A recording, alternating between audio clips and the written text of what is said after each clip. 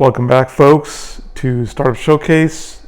Today we're going to talk about really kind of a unique company called Xploro, Xploro.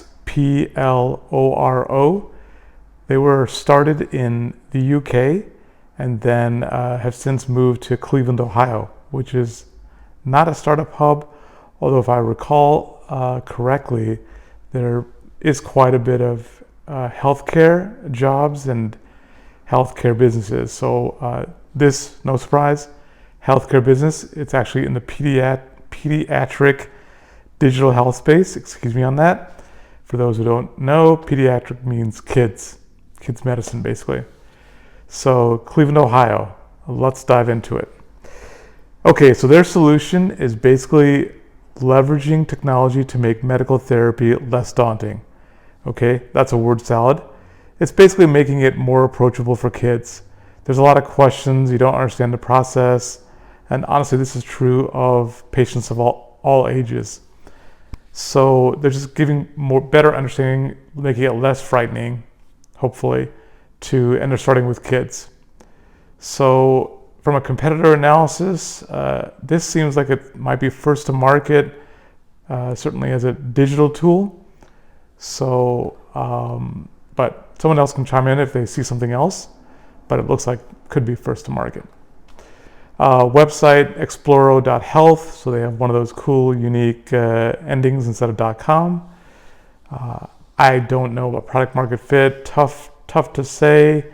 They have raised over $1 million, 1.7 million. So maybe they've done some patient testing, but yeah, difficult to say.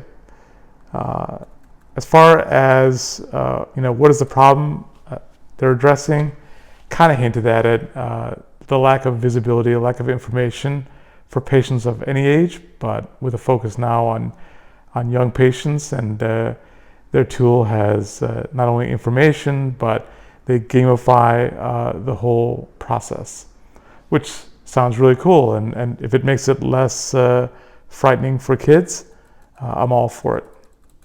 So who are the customers? Obviously young patients. It's not entirely clear, but it looks like the patients or their families more likely are paying for this tool. I didn't see a cost on the website, but if someone sees it or knows, by all means chime in. The venture capital firm, the lead one, is called Boomerang Ventures. It's kind of a unique firm. It will not only invest in a business, healthcare business, which is our specialty, but it will do work for you, meaning help you develop the tool, market research, and this kind of stuff. So it's kind of unique. So that's cool. I hadn't heard of Boomerang before, but if you're in the healthcare space, that might be a company, and you're a startup and you're looking for funding, that might be a company worth looking at. Anyway, the money they raised, it was seed money, so they're still early, of course. I didn't see any additional funding, so that 1.7, I mean, it sounds like they do, or maybe they self-funded, but I didn't see anything mentioned. So the 1.7 is basically to expand now, and their goal is to expand to other age groups by 2025, so a year and a half, something like that. So that's cool. I think there's definitely an opportunity. As far as a moat, I don't know what's defendable. Is their application or their digital tool, maybe that's defendable? I don't know if they have patents. It doesn't mention anything about patent protection. So I don't know if what they have is defendable, so that would be a concern.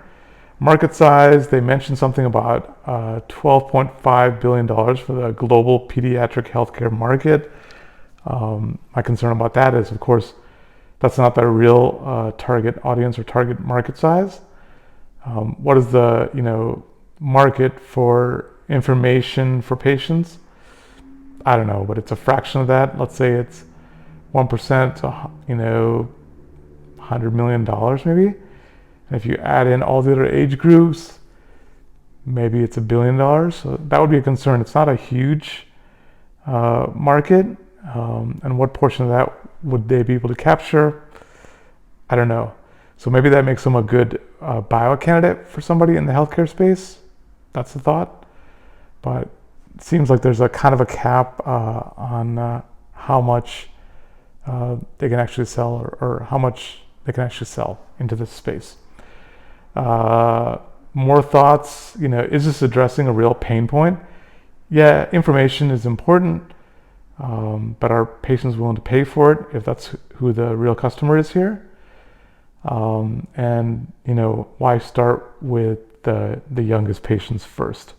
Finally, as I mentioned, they're looking to expand it at our age groups, which I think is appropriate, and they're going to use the money raised. That's one of the reasons, and expanding the team, of course.